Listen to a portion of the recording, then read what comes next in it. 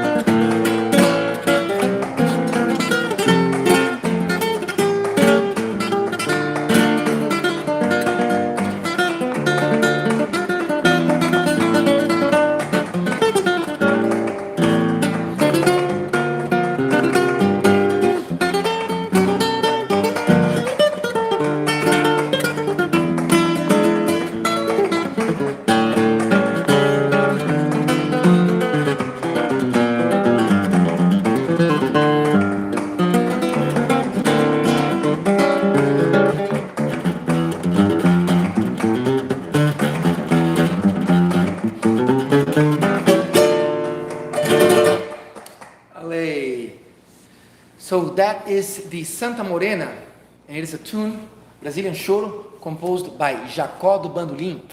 And he made this inspired, obviously, in Spanish music, especially in the style of Malagueña. Acho que o celular está meio tortinho. And we're going to analyze this and talk about some ideas for performing this tune. And I've made this arrangement basically just using here the 7-string guitar, but we can talk about how to use just the 6-string guitar. And so let's get started talking about this. The introduction begins with an arpeggio, which is just like in the flamenco tradition, always repeated. Always repeated, always responded by an upbeat, just like the lap sitar, which is an instrument that preceded the flamenco tradition. Always you have a pedal high note, nda, nda, nda, which is happening right here.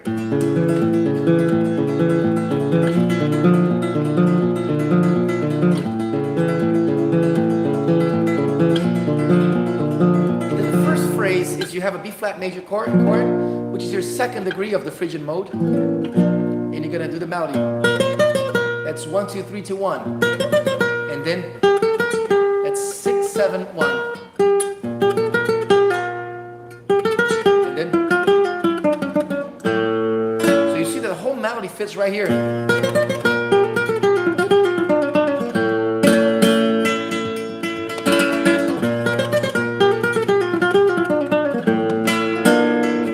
Simple to fit over there. Before I even go into the actual A and B section of the tune, I'm going to explain to you the differences between the choro and the flamenco. The first main difference is that in real flamenco music, the cadences will always happen resolving onto the Phrygian chord. But Jacó do Bandolim, did not use this characteristic of flamenco.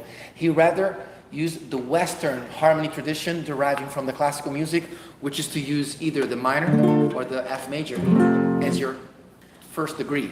So that's one of the differences, that he actually tended towards the Western tradition, not flamenco. But what characteristics are derived from flamenco in this music? First, the introduction, definitely. That's definitely from a flamenco background. Another characteristic used of the flamenco tradition is the 3/4 beat. So much that I even use the backing track of a buleria here. The buleria is, you could even say that not only the Malagueña inspired Jacó do Bandolim, but also the rhythm of buleria, in which you can do cadences using the rasgueo de abanico right here. I've explained this before in another live, the flamenco technique. The abanico is thumb up, fingers down, thumb down. So that's 3 movements. 1 2 3, 1 2 3. Right? For example, you can use that cadence right here. Or that's very typical cadence of flamenco, which is called cierre.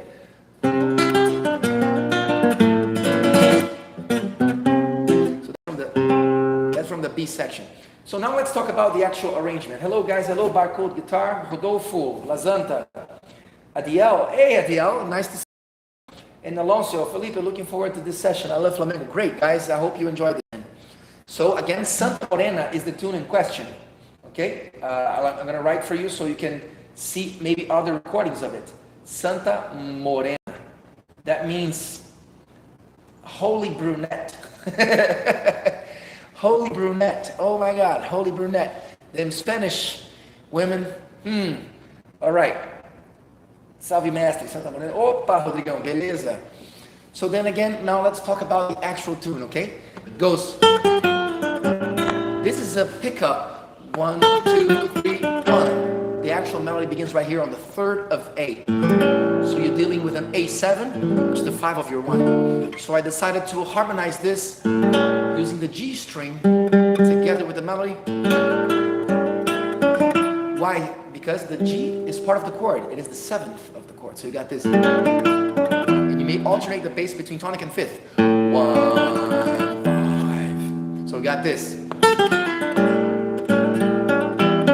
And then the next chord is D minor.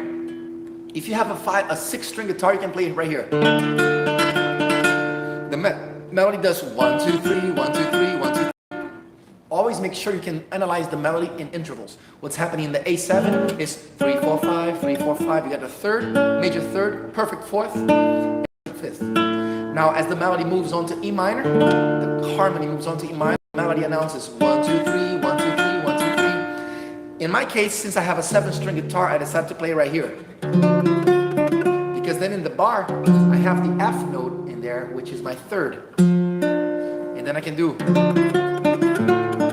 the fifth on the bass right here. But you can also do it here. See the bass on the fifth. And then the next chord, the next part is C7. Okay? I use a legato here to facilitate my life. Lisandro Cabrera, how is the 7-string guitar important to your playing? Is it worth to get one? Obrigado. Saludos desde Honduras. Yes, the 7-string guitar is absolutely important in my playing because it definitely opens the instrument up and makes it possible so many things that were not. For example, right off the bat, you get another root on the bass, which is using the B string. And you can also tune this maybe to a C, which is another note that you don't have as an open string, but I like to use it as a B. Another reason why is because whenever you're playing up high, you can have the bass over here, even while you're playing high notes. So those two reasons already to me are enough. You know, or here, over here when I play the D minor, the lowest D minor you have on this 6-string guitar is this guy. With the 7-string, you got a much deeper bottom. So those reasons. Okay, so continuing there. I'm gonna fly over here. C7, F major. Now what's happening here is you have an F major chord, and then it goes D7 while the melody is doing this. So instead of actually playing a D7 over here, which would be much harder, what you can simply do is invert the chord. The D7 fits by simply moving the bass up to F sharp. That already counts as a D7. The reason for the D7 is to gravitate towards the G minor, because the next chord is G minor. The melody goes ba-da-da, ba-da-da, ba-da-da, ba-da-da. So you can do a D7 in there. Ya-da-da, ya-da-da, ya-da-da, ya-da-da. And the way I chose to do this was like this. A little bit of a stretch here, but you know, just try it and believe. So inside the bar, I could already put the D7 chord. I have my fifth right here, my tonic. I got a D chord, and the bass is on the bar. The bass is up here. And the bass is really nice over here because then it just moves on to G. So then this part goes. That's all I gotta do. Also, I'd like to tell you, at this moment of the song, I actually use free strokes. I just find it more easy, especially because I'm playing the whole chord. I'm not just playing a line. If it was just a line, I would play free rest strokes. But since it's a chord, I play the chord. For that reason that I do the whole chord here. Then my hand is in a position, my fingers are curled in so as to play free strokes. So then it looks like this. I'm going to turn the guitar your way a little bit like that, and you have this. Okay, as I come to G minor here, just for rhythm's sake, I do this. I do a thumb strum down. Da-da-dee-dum. That's just to fill the space. Otherwise, it would be like this. No, it's too much. Or I can hit the G again, but I like to do. So the melody goes 1, 2, 3, 5, 4, 3, 2, 1, and then you move to D minor. That's 3, 4, 5. So again, as I reach over here, I'm thinking the cage system. I can see the G minor right here. Every time I'm playing a melody anywhere, I'm always seeing the chord that it belongs to. So as I do this, I relate to this chord. And as I go here, I relate to this chord and then to this chord. It's the G minor on the cage system. This is the D shape for the G minor. Comes from here, D, E, F, G. And this guy here, from the cage system, it is your C minor. Here's C minor, D minor, E minor, and then you got the G minor. Okay, or like this if you want to see it this way.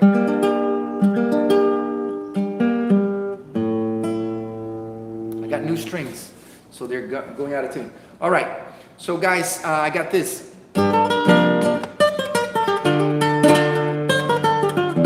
Now I get the E chord. And I do it flamenco, Phrygian. Phrygian means no 7, but flat 9 on there. And here I chose to do an arpeggio. Like that. The way I'm fingering this arpeggio is like this. I do the arpeggio here, 5, 3, this is A7, okay? So just to do an harmonic analysis, what is the E7 doing? It is the 5 of 5, because we are in D minor. The 5 is A7. The 5 of 5 is E, dominant. So we have a succession of dominant chords here. Okay, so for the 5, you can simply do this, or here, and then you go the arpeggio, 5, 3, 1, 7. As I get here, the open string to do the leap, right? That's another very important secret of the guitar, is you can, and whenever you have an open string inside an arpeggio, you can do the higher part of the arpeggio and then use that open string as time for your hand to move and do the lower part of the arpeggio, just like here. And here, I particularly use a technique that is one of my favorite techniques, which is the sweeping. So I have this. Look, I have just this A finger, and I go play all the notes with it. And I use the thumb to finish the arpeggio, like this. Okay? It is important to use the thumb so that you can do your hand on the melody. That's why I was making a mistake there. It's because I told you guys that I was doing this, using another finger to play the bass, but it was actually the thumb. So that's the correct way to do it. Sorry about that, guys. Let me make it up to you. From the start of the song.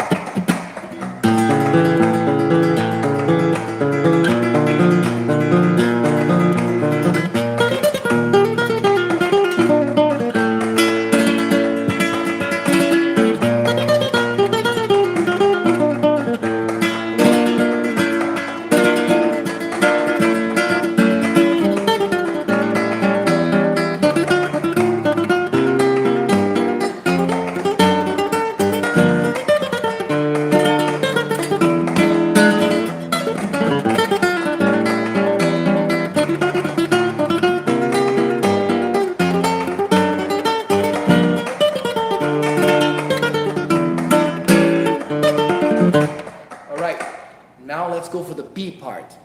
This song, as opposed to many choros, it's composed of only 2 parts, A and B.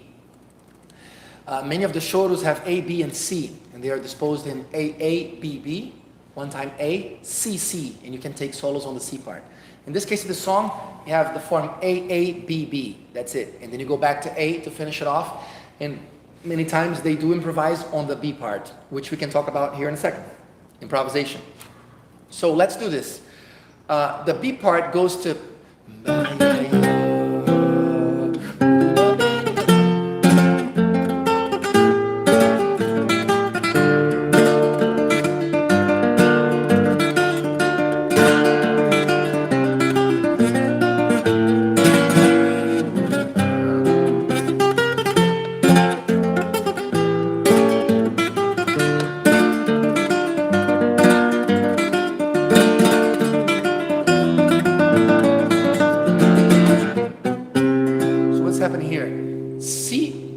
chord. I'm asking you guys, if you are in a D minor key, D minor Aeolian key, what mode goes on C? you can tell the mode, and you can already also tell the kind of chord that goes on there. If you all you need to know is you're in D Aeolian. So D Aeolian. What goes on C? So that counts on your knowledge of the harmonized scales, the natural harmonized scale. This is something you need to know. So C goes mixolydian. That's your dominant chord right here. And then the melody goes or you can do octaves going towards the C note. So here's what he's doing. The melody simply arpeggiating the chords. The melody is done very simply on top of the chords. So this very melody here is an exercise of arpeggios, and it's an exercise of target tone improvisation, because as you play the melody, you can see that he's using straight up from the chord tones the melody's created. So here it goes. So what notes are being played? 1, 3, 5, 7. That's why. Straight up arpeggio. 1, 3, 5, 7. And as always in classical music, the 7 of the dominant resolves down to the 3rd of the target chord. This is something very common in Western music.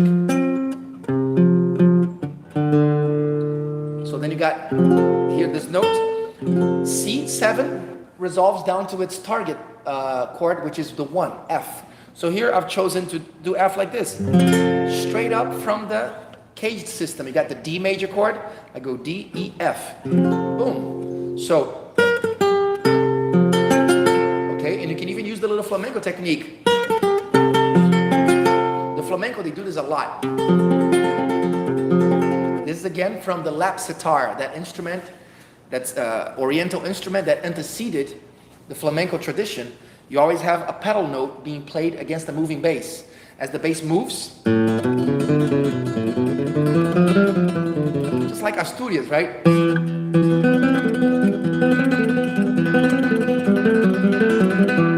That's a tradition of another instrument, and it's very much a language of music.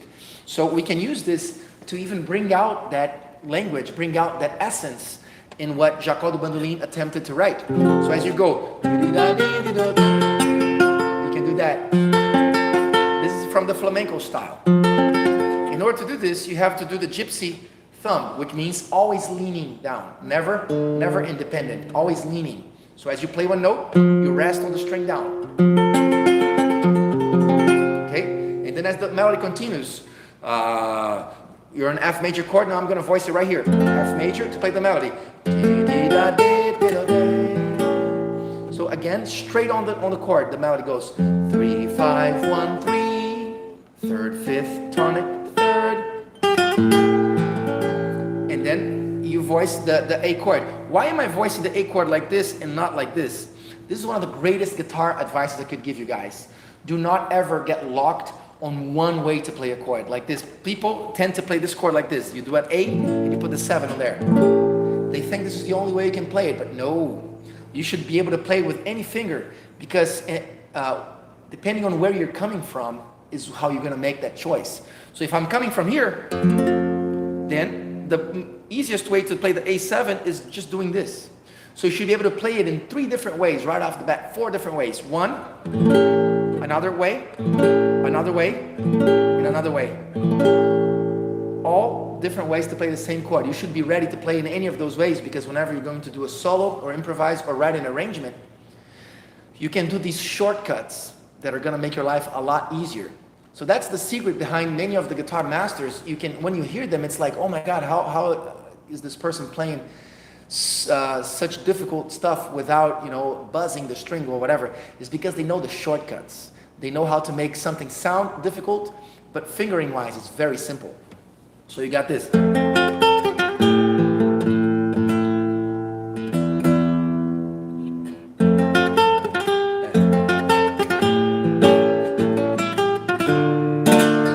So I got here. What's the interval? That's the 7th on top. And as I just said, the 7th of the dominant chord most times resolves down to the 3rd of its target chord. 5, 1. Look at the melody moving from 7 of the 5, 7 to the 3rd of the tonic chord. And then the melody pattern is always the same. It's an arpeggio. Ding,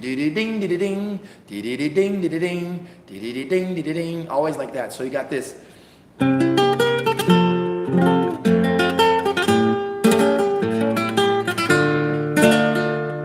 Okay, so again, beginning of the B section.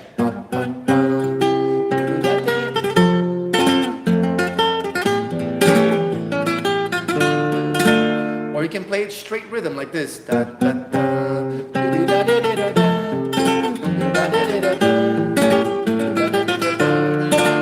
that's another way to do it.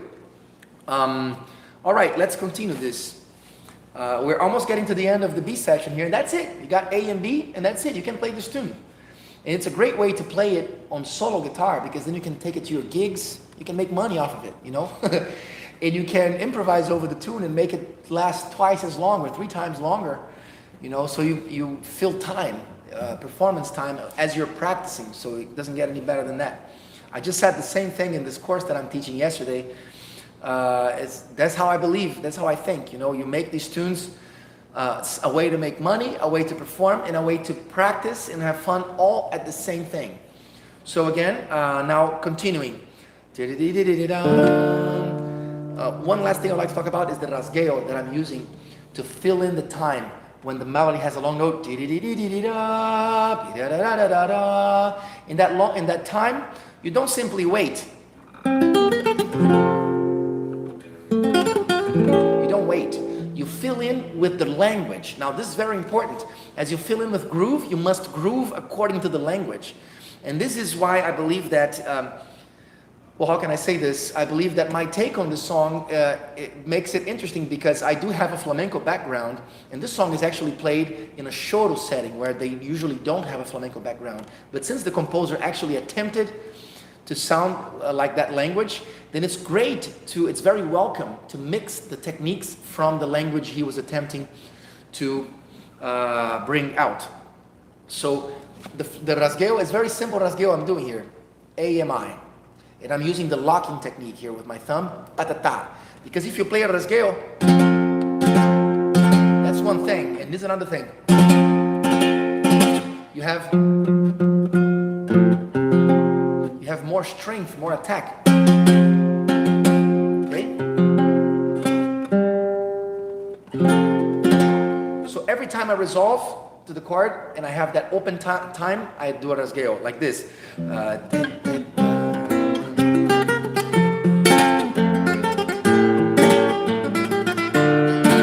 Now continuing.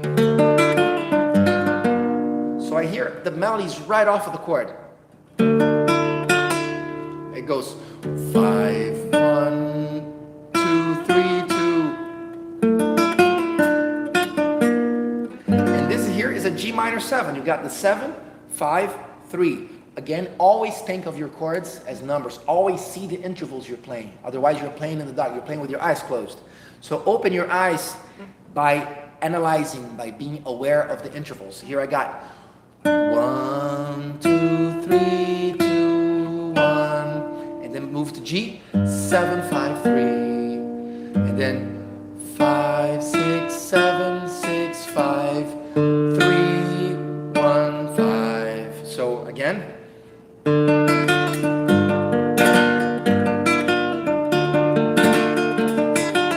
And now the hondo cadence, the flamenco cadence, you finally get to it. That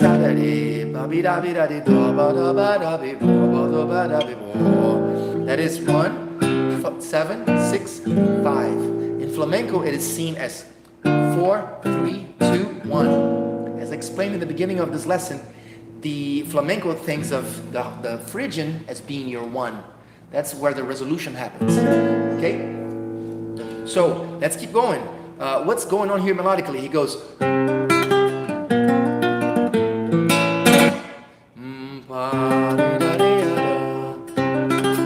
So here I do the technique of hammer-on. I do. Okay? 1, 2, 3, 5, 3. Okay? And then you end on the 2. Why do you end on the 2? Because you're anteceding the next chord. He's thinking ahead. here, he's gonna play again. 1, 2, 3, 5. The same interval as the C major. 1, 2, 3, 5, 3, 2. And in here, 1, 2, 3, 5, 3, 2. The same thing. 1, 2, 3, 5, 3, 2. 1, 2, 3, 5, 3, 3, 2. Da da da da da da. 1, 2, 3, 5, 3, 2. 1, 2, 3, 5, 3. 1, 1. 1 in B flat, 1 in A. And this is where you can do the abanico, very traditional flamenco cadence. This is where the knowledge of flamenco comes into play. Because a choro guitar player is never going to think about doing this. It's just not the language. But this is flamenco right here. He's attempting a flamenco, so he's going to go. Perfect point to show off that language. Again.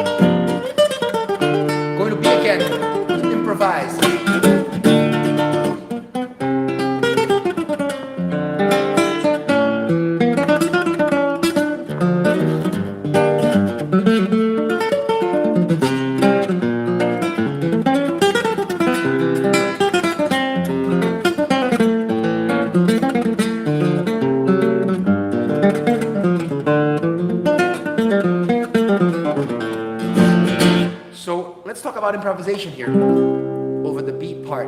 It begins on the C chord. So your job is to first off know the arpeggios. So you need to know this 1, 3, 5, 7. Okay. Use the caged system to figure this out. You got 5 areas. C right here. First just your arpeggio 1, 3, 5. And here. And here. Then you add the minor 7. How do you find the minor 7? The minor 7 is a key note for making a dominant chord. What is a dominant chord? It is tonic, major third, perfect fifth, and minor 7th. So the existence of a major third with a minor 7th is what makes a dominant chord. How do you find that minor 7? Simply, it is one whole step behind the octave. So if I have the C right here, I know the octave is right here. Right? That's my octave. The minor 7 is just one whole step down. So I add that to the arpeggio.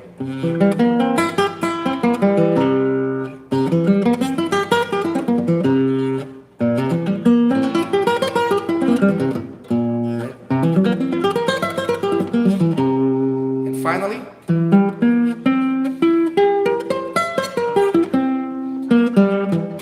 this arpeggio comes off of this guy right here, this chord. From the caged system, this is the D. You go D. So you got D, E, F, G, A, B, and C. So that's where I was playing off of. I got 3, 5, 7, 1, 3, 5, 7, 1, 3. So guys, as I teach this stuff, I always tell people there's no magic pill, there's no trick, there's no system that's going to promise you anything unless you are willing to do your part. And you can only commit to do your part if you're excited about it. That's why you have to listen to music and deal with people that play, so that you exchange the energy and you recharge your energy. So you have to always be excited about it. You got to be, psyched about this stuff. This is the only way that you're going to sit your ass down on the chair and memorize what you need to memorize. There's no shortcuts here. So you gotta, at least it's not much. It's just 5 regions of the caged system.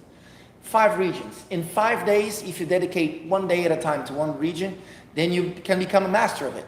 Because, you know, one region, what's one region? You can do this in 5 minutes. Like this, for example, dominant. That's it.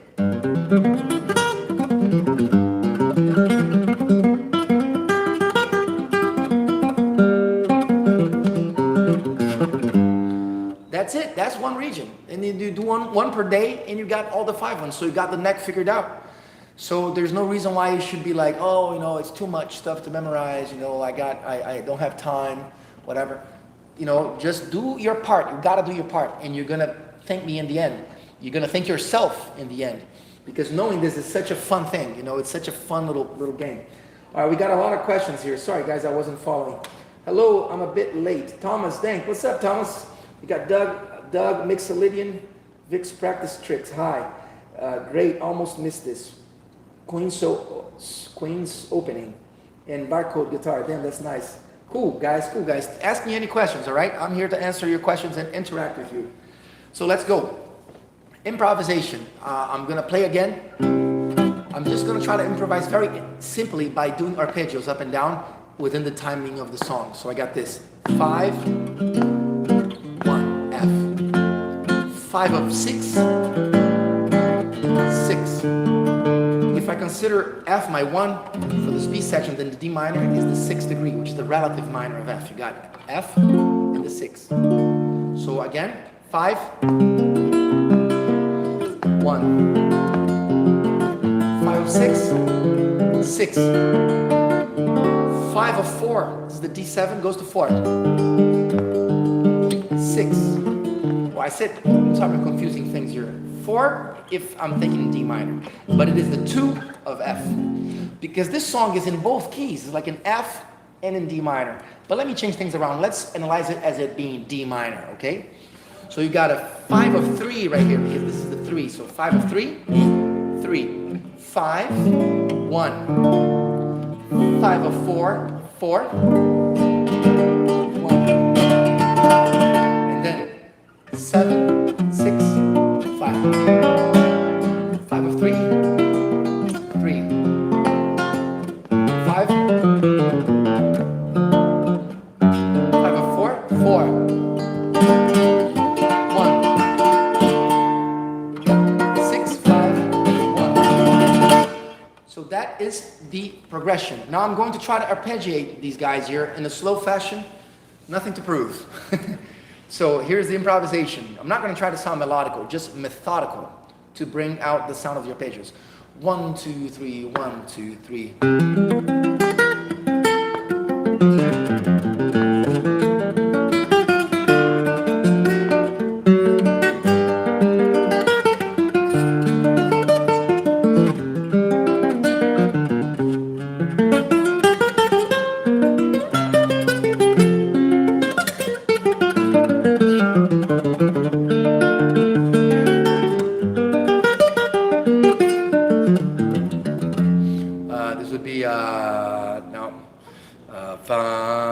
B flat, A, D, again.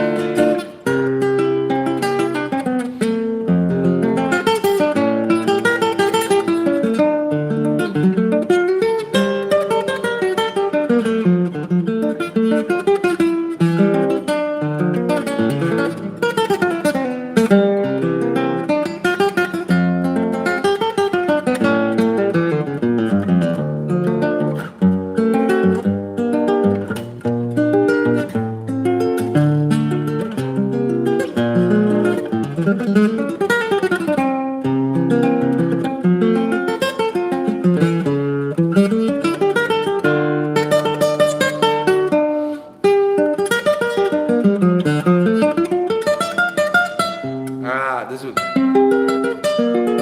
or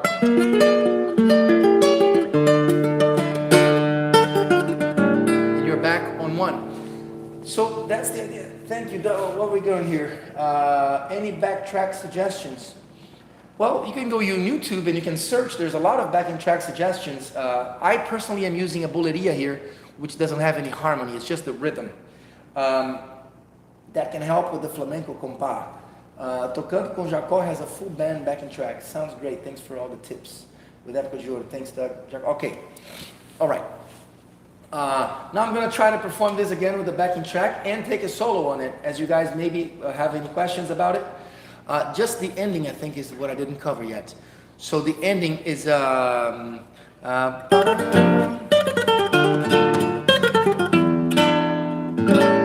goes...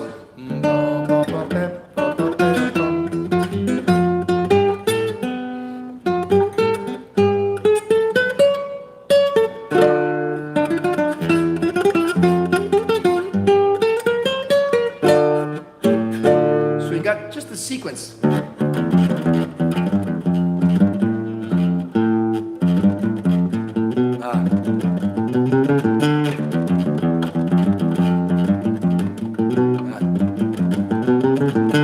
I see this more of a melody rather than a harmony. But if you wanted to do a harmony,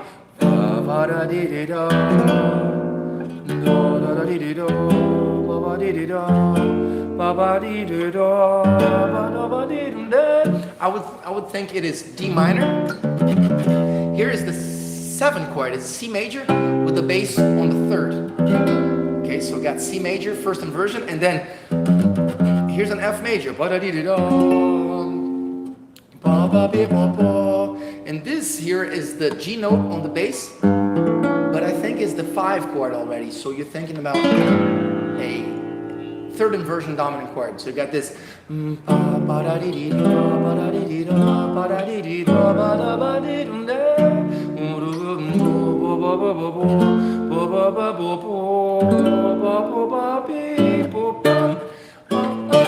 But it's really just a melody, you know? And I was thinking yesterday about arranging this like this in octaves.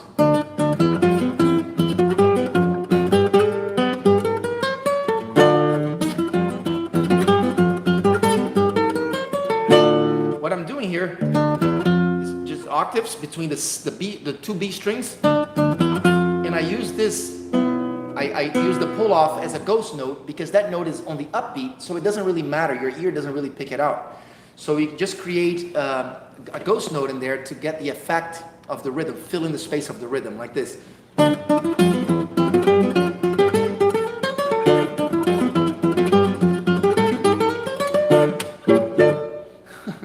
So that's the idea. And now I'm going to try to play with the compá. Quero ser violão de cordas no Brasil, mas estou procurando curso focado em samba e choro. Não quero violão erudito nem violão clássico de dominação. Juan Manuel Ruiz, I do have a course called The Secrets of Brazilian Guitar, but it's taught in English, however. If you understand English, then you can check it out. Just type in the Secrets of Brazilian Guitar, and you probably will find it on Google. And type my name as well, Felipe Coelho, Secrets of Brazilian Guitar. It's available at the platform called Udemy, Udemy. Vix Practice. I can make custom tracks, just leave the comment with a suggestion. All right. Okay, guys, so here we go. I'm going to play this again as a buleria. I'm new to your course. Will I be able to look at the whole live session later? And is there any written material along with this material? Well, no. The course that I prepared, it only has a 7-page PDF, which explains you the basic rhythms of Brazilian music as well as harmony. But I don't have any written material on this tune. But if you just type on Google PDF, Santa Morena, you can have the melody and harmony for this tune. And yes, this live is going to stay up. And my YouTube channel, all lives that I do, stay up on there. Just type in Friday Live on Felipe Coelho on the YouTube, or just go to my YouTube channel, which is here on the screen, and you will see all the lives that they all stay up. So you can always go back and check. You can rewind, you can slow down, you can pause. So feel free to use this video whenever you want. That's nice, but is there any school in Brazil focused on that?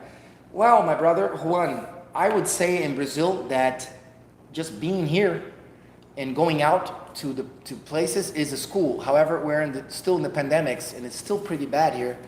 So wait a couple of months until it's over, and then just go to what we call Roda de Choro. Roda de Choro is an informal meeting of musicians around a table, usually in a bar. Every city has its Roda de Choro, and there the people play this music for hours. But one thing though, if you're a guitar player, is most times the placement of a guitarist in a Roda de Choro is doing accompaniment. Usually the melody is done by either a mandolin or a flute or an accordion. You can still do melodies, but as you know, the guitar is not an instrument that projects so much sound, and usually these rodas de choro are played acoustically. But yeah, you can still play melodies if you want, there's no rule, nobody's gonna die if you play a melody on the guitar. But I'm sort of doing an approach here as a solo guitarist, showing how you can play both melody and accompaniment on the guitar, which is very acceptable. Queens, this guy's Floripa Bengals. Please, right here, the link for the course. Somebody just asked about a Brazilian course. And yes, again, Juan, there's many schools in Brazil that will teach Brazilian music. Many schools, of course. Juan Manuel, Alessandro Penesi, violão brasileiro online lessons. I have a friend studying choro with him. Very good. Yeah, and myself as well. I am a private online teacher. I'll be glad to take anybody. Juan Manuel, if you're willing to do private lessons, I'll be very glad to work with you. Here we go, guys. I'm going to play again the thing now with the compa. Flamenco compa, one more time, for those who came in late. This is Boleria compa. 12, 1, 2, 3, 4, 5, 6, 7, 8, 9, 10, 11, 12, 1, 2, 3.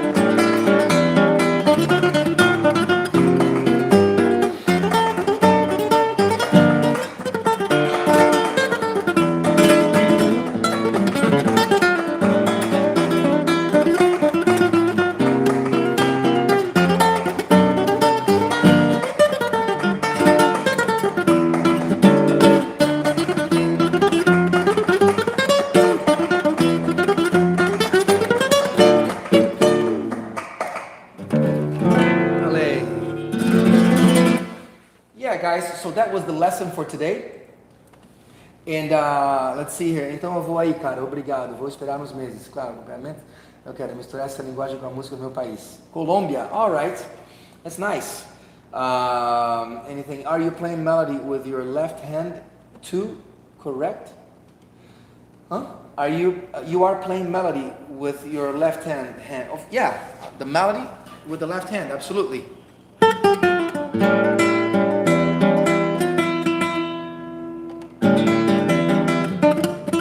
Sorry about that.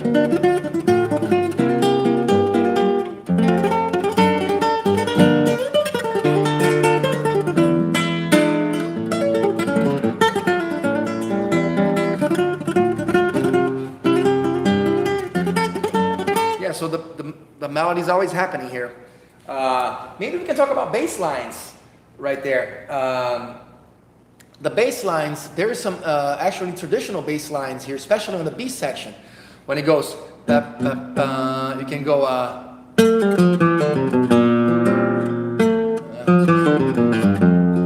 for example, fa, fa, fa. That's one way. Ba, ba, ba. On the bass lines, you're always forcing on the downbeat on the chord tone. So here I'm playing 3, 1, 7. The melody goes ba da ba da da da, ba da da da da da. Now what did I just do? I went down to the E note because the chord is A. So I'm playing the 5th. Ba da da da da da. And I arrive at the D. Ba da. So here you can go. What did I just do?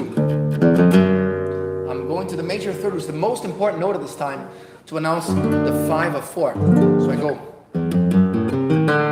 right off of the chord. 3, 5, 7, flat 9 from the Phrygian dominant, right? Which is the scale being used here. So you go. You're doing D7, and then you're playing the G minor. So again, and then fa. What did I just do? If I play G minor here, doing the bass on 3, 1, then I'm going to use that as a melodic pattern. That's what the music calls for, at least in my opinion. Third tonic, and as I go to D minor, I'm gonna play 5, 3, and then ta. Is that really what happens?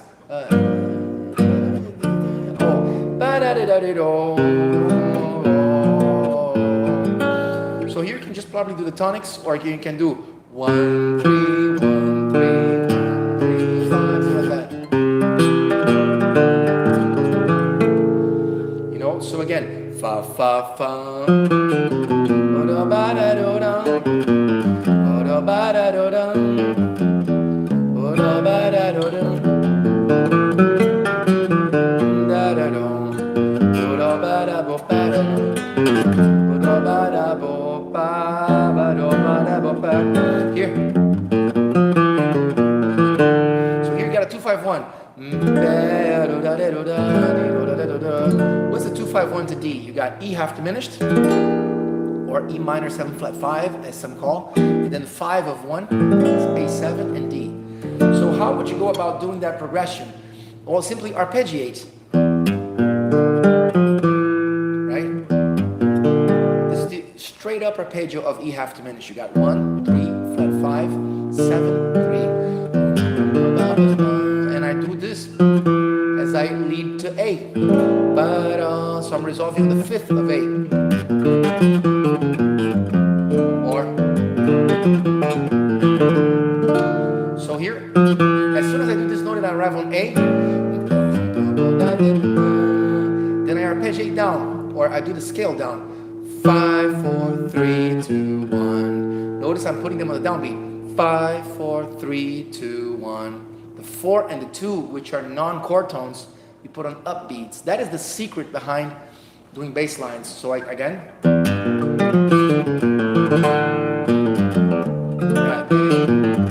That's a perfect way to end it.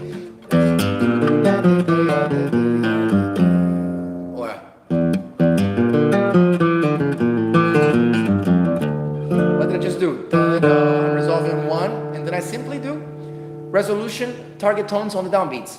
2, 1, 6, 5, 4, 3, 2, 1. That's all there is. All right, guys? All right. And we are coming to the end of the live. I would kindly ask you guys, anybody who enjoyed this and would like to say thank you, you can subscribe to the channel so you don't miss the next lives, as well as the performances that have been done. The channel is full of performances of Brazilian guitar. I have recorded many choros here on the channel. Just go to the section that says Brazilian guitar. I recently recorded Tico Tico, tico-tico no fubá, I've done espinha de bacalhau, desvairada, noites cariocas. I have done, I've done merceditas recently. Thank you, Juan. Felipe, você acha que eu consigo me manter se eu vou aí no Brasil e toco em bares e restaurantes? Eu também ensino. Well, it's possible, but of course, whenever you come here, at first you need to have a financial cushion. You need to have a savings for at least your 3 or 4 first months, because right off the bat, you need to make friends, make connections, And right now during the pandemics, it might not be possible because there's not many gigs going on around. There's not gatherings, so there's not events.